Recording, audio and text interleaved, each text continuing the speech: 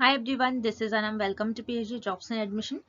आज के इस लेक्चर में हम डीयू यूनिवर्सिटी यानी दिल्ली यूनिवर्सिटी के पीएचडी एंट्रेंस एग्जामिनेशन के लिए most important MCQs, most expected MCQs जो जनरली काफी सारे गवर्नमेंट यूनिवर्सिटीज में पूछे गए हैं। तो जैसे कि आपकी जो डीयू यूनिवर्सिटी है ये भी गवर्नमेंट यूनिवर्सिटी है, तो यहाँ पर आपके जो क्वेश्चन है रिपीट होते हैं। सारे जो प्रीवियस ईयर क्वेश्चंस है गवर्नमेंट यूनिवर्सिटीज के, आज के इस सेशन में वो सारे क्वेश्चंस मैंने कवर कर रखी हूँ। विद डिटेल एक्सप्लेनेशन आपको मिलने वाला है, तो आपको हर एक क्वेश्चन को अच्छे तरीके से सॉल्व कर लेना है। आपके जो भी डाउट्स है, आपके जो भी क्वेरीज है, आप मुझे कमेंट सेक्शन में पूछ सकते हो। और बहुत से स्टूडेंट्स मुझे पूछ रहे थे कि डीयू यूनिवर्सिटी के जो पीएचडी एंट्रेंस एग्जामिनेशन के एडमिट कार्ड्स है वो कब रिलीज होंगे। तो स्टूडेंट्स, आपको जब भी एडमिट कार्ड आपके रिलीज होते हैं, मैं आपको वीडियो के थ्रू मैं आपको पहले नोटिफाई कर देती हूँ। तो याद रखना है, अभी आपको किसी पर भी किसी चीज के पीछे परेशान नहीं होना है, जस्ट आपको प्रिपरेशंस आपकी अच्छी रखना है। तो चलिए आज के इस सेशन को हम स्टार्ट करते हैं।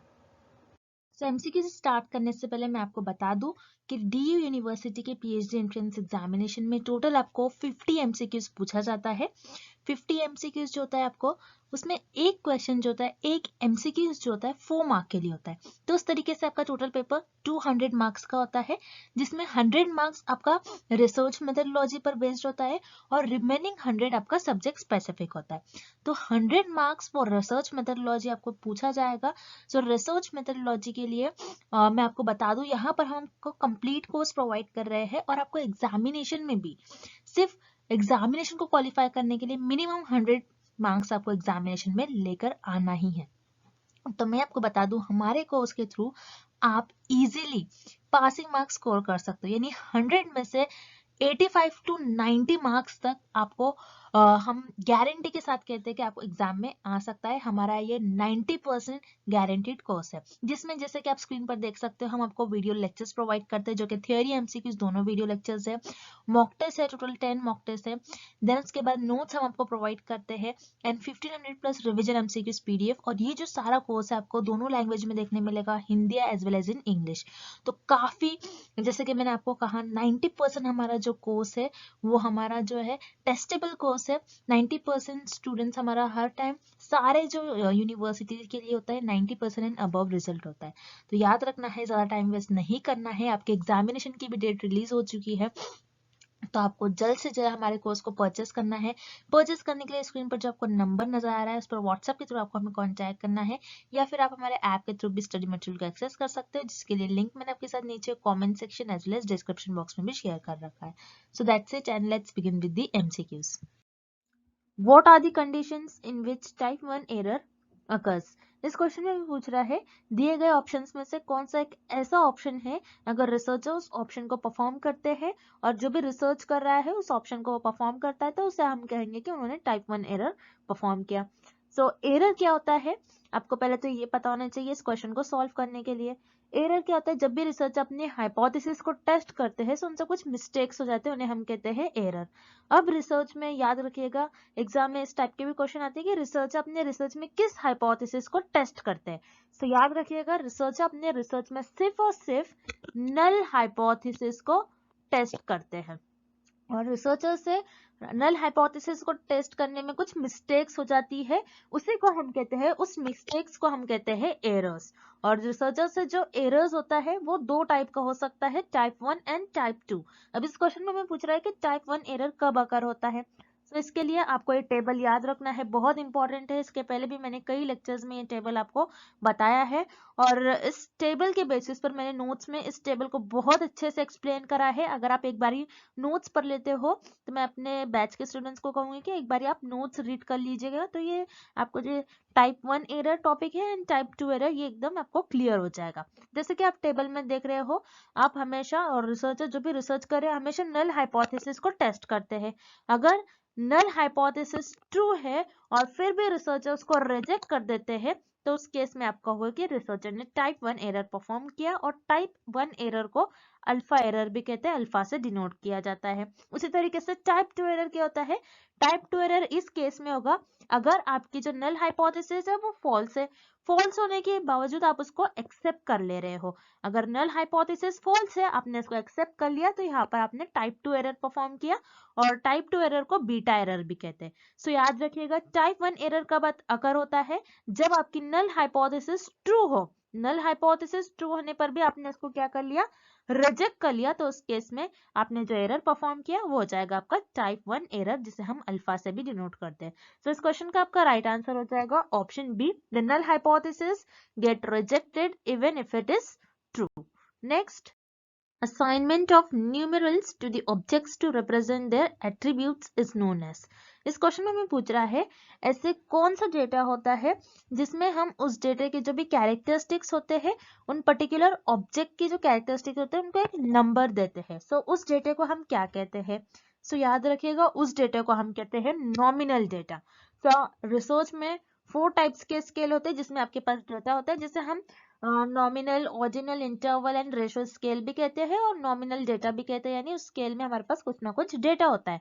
जैसे यहाँ पर आपको इस डायग्राम में देखना है, 4 types of level of measurement होते हैं और स्केल्स ऑफ मेजरमेंट होते हैं, जिसे हम इस शॉर्ट फॉर्म से याद रखेंगे NOIR, N for nominal, O for ordinal, I for interval and R for ratio. Nominal scale क्या होती है? जिसमें आपके पास जो भी डेटा होता है आप उस डेटा को उनके कैरेक्टरिस्टिक्स के बेसिस पे डिवाइड करते हो।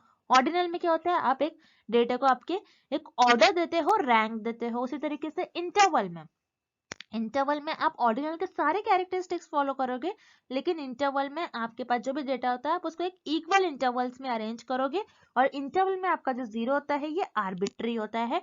And last is ratio. Ratio में इंटरवल के सारे कैरेक्टरिस्टिक्स प्रेजेंट होंगे और रेशो में जीरो का कुछ ना कुछ मीनिंग होगा।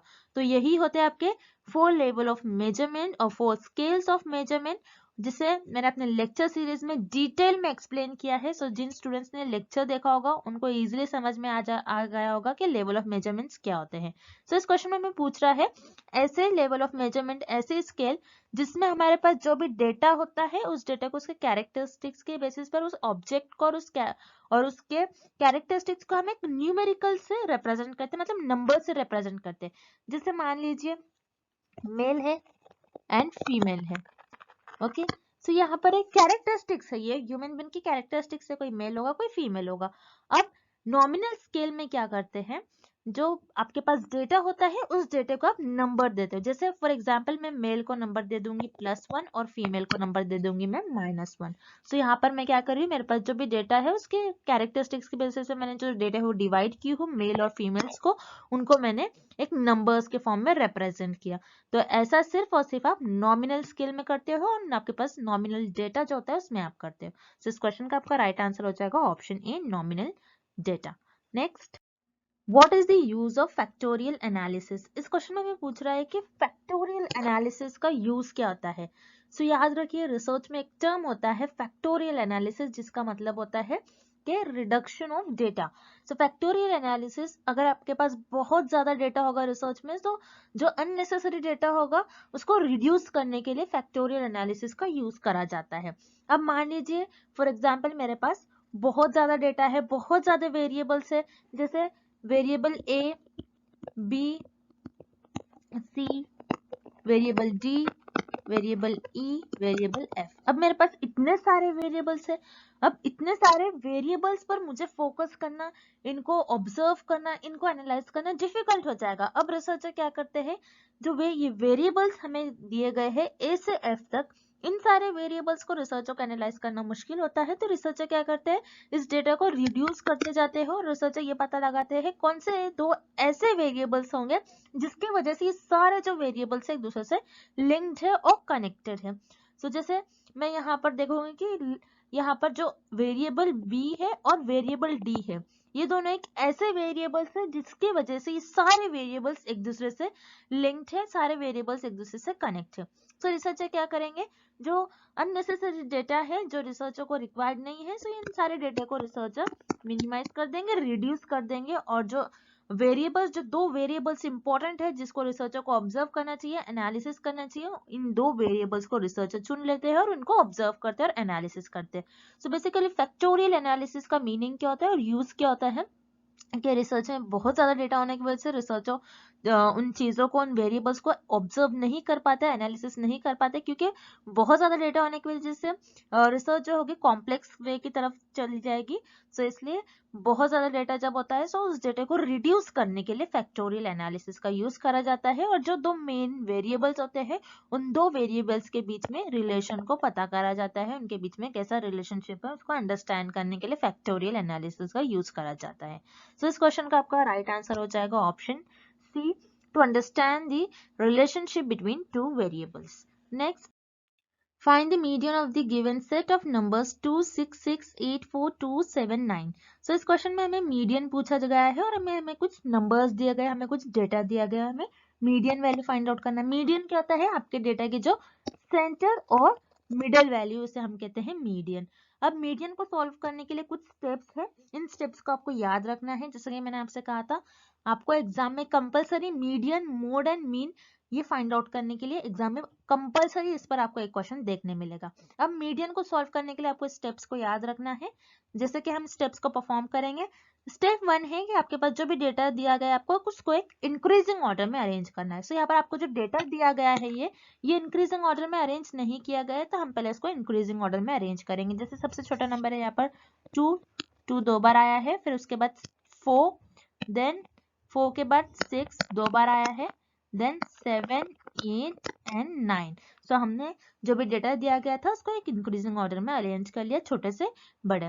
फिर सेकेंड स्टेप में हमें देखना है आपका डेटा ऑड है या फिर इवन है। सो डेटा को हम काउंट कर लेते हैं, 1 2 3 4 5 6 7 8। 8 नंबर से मतलब आपका जो डेटा है ये इवन है।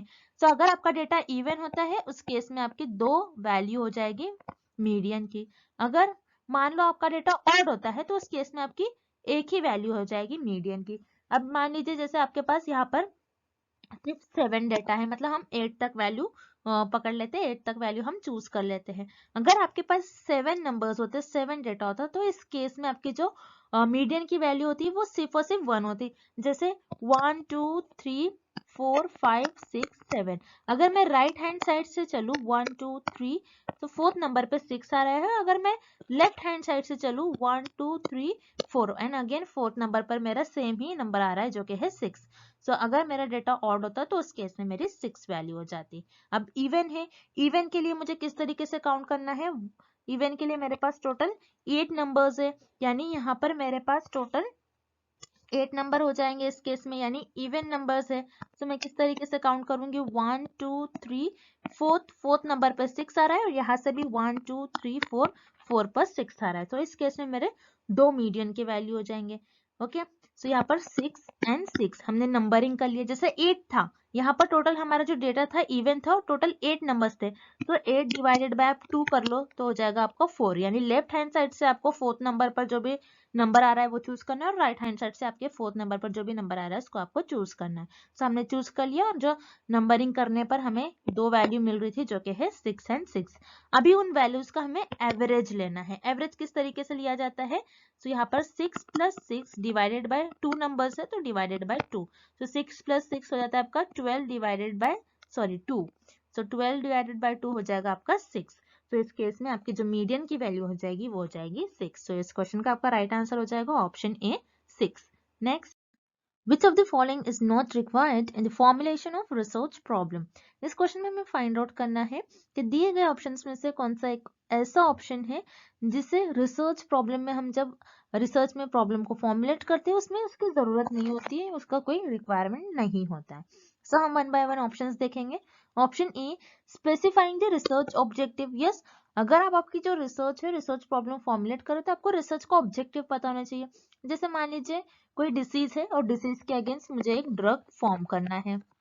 सो मेरा ऑब्जेक्टिव होना चाहिए, मैं ये ड्रग क्यों फॉर्म करूंगी तो उसके पीछे मेरा कुछ ऑब्जेक्टिव एम होना चाहिए। जैसे मैंने ये ड्रग फॉर्म किया क्योंकि मुझे जो भी पर्सन थे जो भी उस पर्टिकुलर डिसीज से क्योर सफर कर रहे होंगे तो उनमें वो डिसीज क्योर हो जाए, इसीलिए मेरा ऑब्जेक्टिव यही है कि उस डिसीज के जो इफेक्ट है उसको कम करने के लिए मैंने ये ड्रग फॉर्म कराया। तो ये मेरा रिसर्च का ऑब्जेक्टिव हो जाएगा। So research objective is very important in the formulation of research problem. उसी तरीके से option B, review is context and environment, मतलब आप जो ड्रग पर स्टडी कर रहे हो तो उस ड्रग के बारे में आपका कुछ ना कुछ बैकग्राउंड नॉलेज होना चाहिए। अब डायरेक्टली कोई भी ड्रग लोगे और उस पर स्टडी करोगे तो ऐसा नहीं कर सकते, आपको उसका बैकग्राउंड नॉलेज होना चाहिए।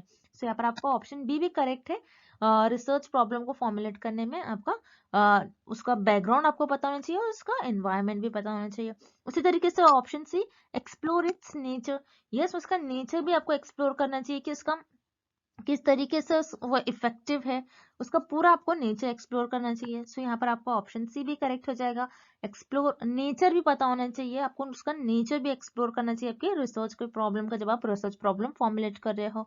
Then option D, single approach, no यहाँ पर आपका ऑप्शन डी इनकरेक्ट है क्योंकि रिसर्च प्रॉब्लम में सिंगल अप्रोच की कोई रिक्वायरमेंट नहीं होती अगर जब आप रिसर्च प्रॉब्लम फॉर्मुलेट कर रहे हो।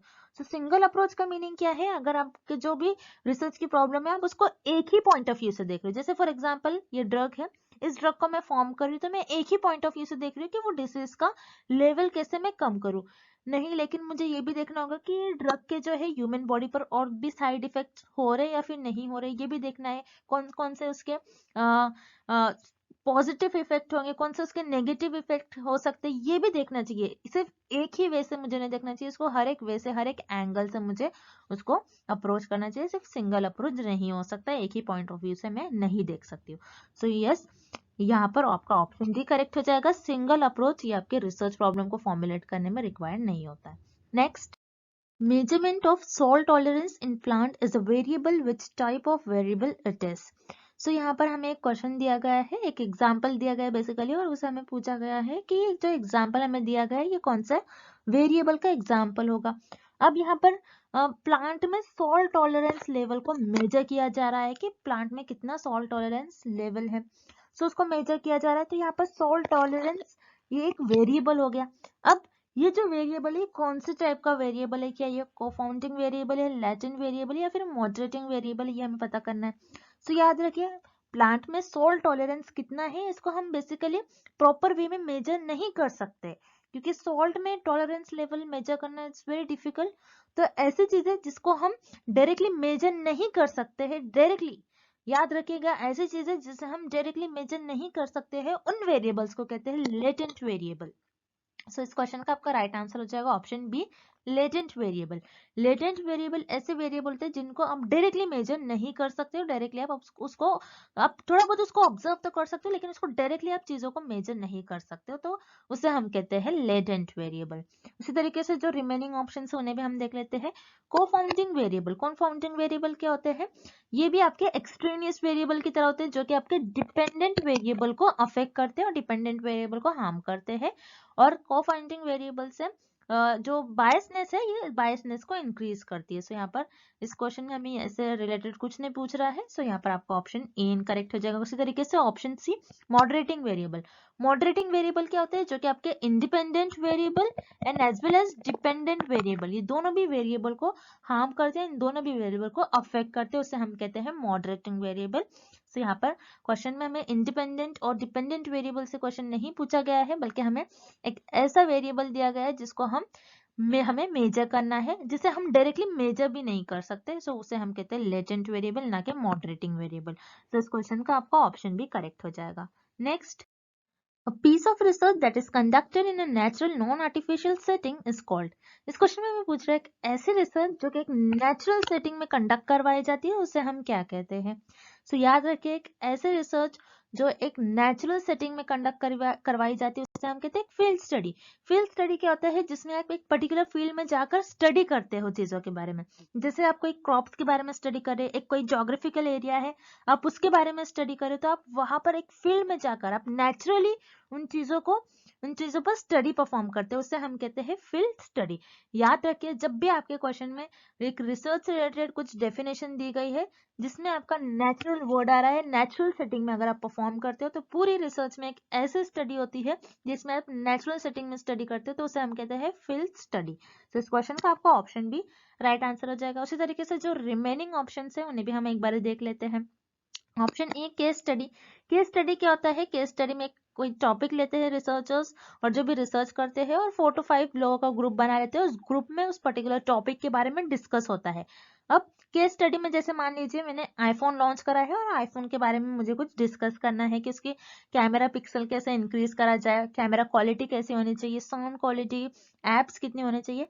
सो ये सारी चीजें हम डिस्कस कर रहे हैं। सो ये इमेजिनेशन के बेसिस पर जितना नॉलेज है, नॉलेज के बेसिस पर थोड़ा बहुत ये हम दे सकते हैं ओपिनियन।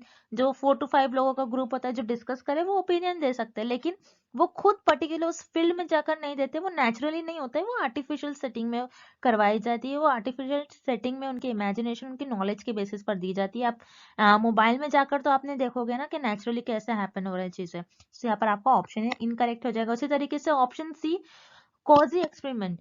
सो ऑब्वियसली कॉजी का मतलब होता है आर्टिफिशियल।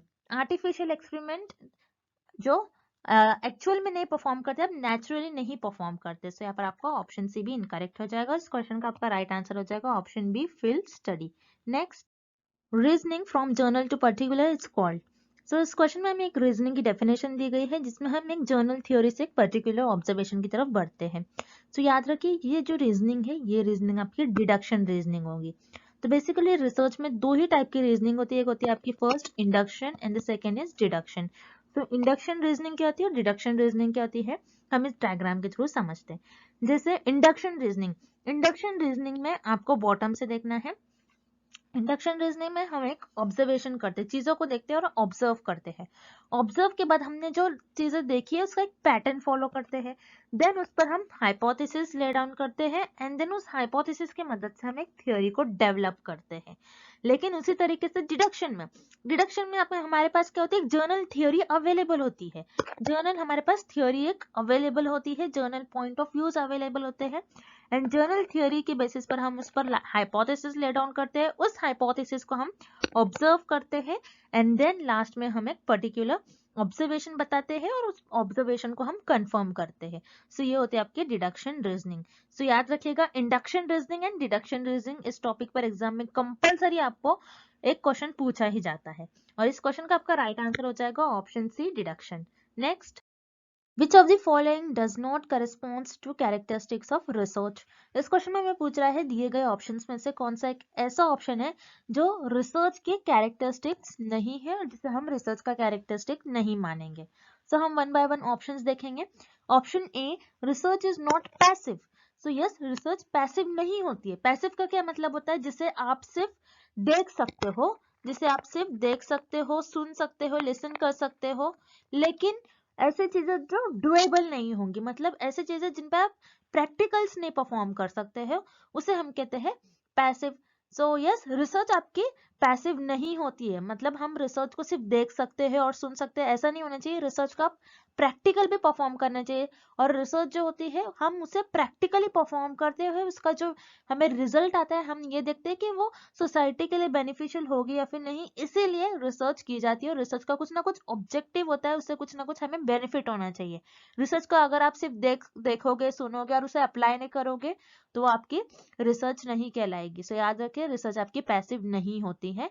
सो यहाँ पर आपका ऑप्शन ए करेक्ट हो जाएगा, this is the characteristic of research. उसी तरीके से option B, research is systematic. Yes, आपकी रिसर्च सिस्टमैटिक होती है, बिकॉज सिस्टमैटिक का क्या मतलब होता है, स्ट्रक्चर। आप कुछ एक प्रॉपर स्ट्रक्चर फॉलो करते हो, स्टेप्स फॉलो करते हो। आप किसी भी तरीके से, आप जैसे मान लीजिए फॉर एग्जांपल, आप पहले आपके रिसर्च का प्रॉब्लम डिसाइड कर लेते हो, आपके रिसर्च का टॉपिक डिसाइड कर लेते हो, फिर उसके बाद उस टॉपिक पर आप रिसर्च डिजाइन बनाते हो, फिर उसके बाद उस पर हाइपोथेसिस ले डाउन करते हो। तो एक स्ट्रक्चर परफॉर्म कर रहे हो, आप कैसे भी नहीं जा रहे हो, मतलब आप डायरेक्टली डेटा नहीं कलेक्ट करोगे, आपको टॉपिक पता होना चाहिए, आपके रिसर्च का आपको ऑब्जेक्टिव पता होना चाहिए, उस मैनर में आप आपकी रिसर्च परफॉर्म करोगे। So yes, research is systematic, बहुत फेमस है, सिस्टमैटिक होती है रिसर्च, ये रिसर्च की बहुत इंपॉर्टेंट कैरेक्टरिस्टिक है। सो यहाँ पर आपको ऑप्शन बी भी करेक्ट हो जाएगा, रिसर्च इज सिस्टमैटिक, ये रिसर्च की कैरेक्टरिस्टिक होती है। उसी तरीके से option C, research is not a problem oriented. So yes, यहाँ पर आपका ऑप्शन सी भी करेक्ट हो जाएगा, क्योंकि रिसर्च में हम प्रॉब्लम को सॉल्व करते, ना कि रिसर्च में प्रॉब्लम को जनरेट करते। रिसर्च में कोई भी प्रॉब्लम जनरेट नहीं करते हम, जब भी हमारे पास प्रॉब्लम होती है उस प्रॉब्लम को हम सॉल्व करने की कोशिश करते, हम प्रॉब्लम को जनरेट नहीं करते, लोकेट नहीं करते। देन यहाँ पर आपको ऑप्शन डी गिवन है, research is not a process. So यहाँ पर आपका ऑप्शन डी इनकरेक्ट हो जाएगा, क्योंकि रिसर्च एक प्रोसेस है। प्रोसेस का मतलब क्या होता है, जैसे मैंने आपको अभी बताया, आप कुछ स्टेप्स फॉलो करते हो। जैसे रिसर्च में हम स्टेप्स फॉलो करते हैं, पहले हम हमारा रिसर्च प्रॉब्लम डिसाइड करते हैं, देन उसके बाद रिसर्च डिजाइन बनाते हैं कि हम किस तरीके से हम इन्वेस्टिगेशन करेंगे हमारे रिसर्च में, देन उसके बाद हाइपोथेसिस ले डाउन करते हैं, देन उस हाइपोथेसिस को टेस्ट करते हैं। सो रिसर्च जो है एक प्रोसेस है। सो यहाँ पर आपका ऑप्शन डी इनकरेक्ट दिया गया है आपको, मतलब ऑप्शन डी में बताया गया है कि ये रिसर्च का कैरेक्टरिस्टिक नहीं है, तो इसीलिए आपका जो करेक्ट ऑप्शन हो जाएगा इस क्वेश्चन का, वो हो जाएगा option D, research is not a process. Next, research is a systematic inquiry that describes, explain, predict and control the observed phenomena. Who said? So इस क्वेश्चन में हमें एक रिसर्च की डेफिनेशन दी गई है, हमें बताना है कि इस डेफिनेशन को किस साइंटिस्ट ने कहा था। तो याद रखिए, बहुत इंपॉर्टेंट क्वेश्चन है, कंपलसरी एक क्वेश्चन आपको एग्जाम में इस टॉपिक से पूछा ही जाता है कि किस डेफिनेशन को किस साइंटिस्ट ने कहा है। जैसे कि आप ये डेफिनेशन देख रहे हो, रिसर्च की डेफिनेशन, जिसमें इन्होंने बताया कि रिसर्च एक सिस्टमैटिक इंक्वायरी है। यस, यहाँ पर आप क्या स्टेप्स फॉलो करते हो, देन आप चीजों को डिस्क्राइब करते हो, एक्सप्लेन करते हो, प्रिडिक्ट करते हो। प्रिडिक्ट आपके गेसेस यूज करते हैं, आपके नॉलेज के बेसिस पर आप वेरिएबल्स को कंट्रोल करते हो। सो ये डेफिनेशन आपके अर्ल रॉबर्ट बेबी इस साइंटिस्ट ने दी थी 1998 में। सो याद रखिएगा, 1998 में अर्ल रॉबर्ट बेबी इस साइंटिस्ट ने इस डेफिनेशन को दिया था। और उसी तरीके से जो आपको रिमेनिंग ऑप्शन दिए गए हैं, जैसे पीवी यंग बहुत फेमस साइंटिस्ट है, इनकी भी कई डेफिनेशन है रिसर्च पर, ये भी आपको एग्जाम पे पहले एक बार देख कर चले जाना है। उसी तरीके से कार्ल पियर्सन भी बहुत फेमस साइंटिस्ट है, ये एक मैथमेटिशियन है, और इनका भी कार्ल पियर्सन कोएफिशिएंट भी मैंने आपको बताया था, बहुत फेमस है, उस कोएफिशिएंट पर भी एग्जाम में क्वेश्चन पूछे जाते हैं। और इस क्वेश्चन का आपका राइट आंसर हो जाएगा option A, earl Robert baby. And thank you for watching this session and good luck with your preparations.